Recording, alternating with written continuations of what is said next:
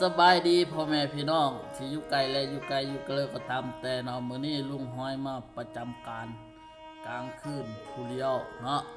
เออนับแต่เวลา2 โมงตอนสายฮอด12 โมงกลางคืนเนาะเจอนี่รู้สึกอยากกินข้าวแล้วเนาะไปพี่น้องไปกินข้าวน้ำลุงห้อยบ้ามีอันเลิกกินเนาะไปมาพี่น้องแกงน้อมมันเนี่ยกินข้าวก็อยากเด้อ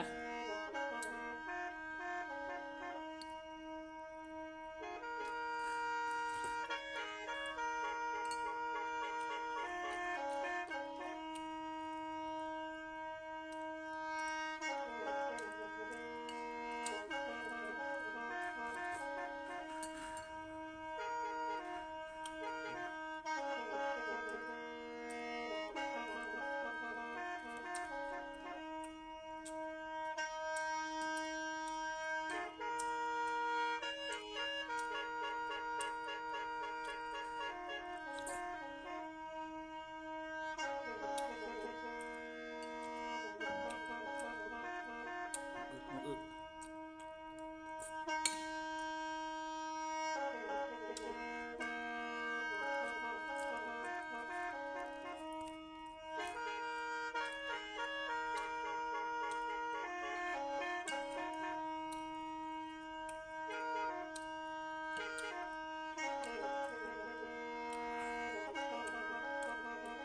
แกงมาไหม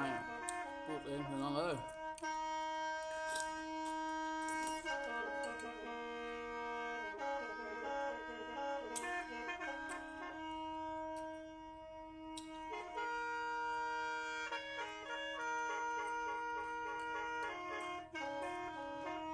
กินข้าวเด้อกินข้าวเด้อ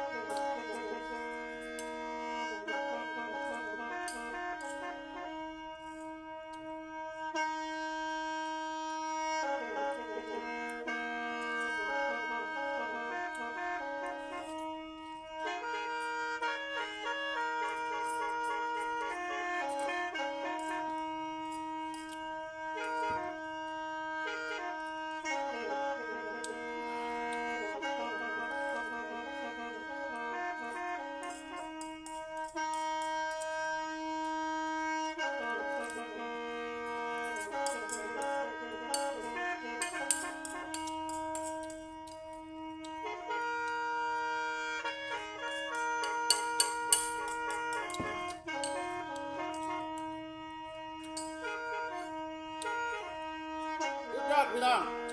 ฝากกดติดตาม YouTube ลุงหอยเลยเด้อพี่น้องเลยสุดยอด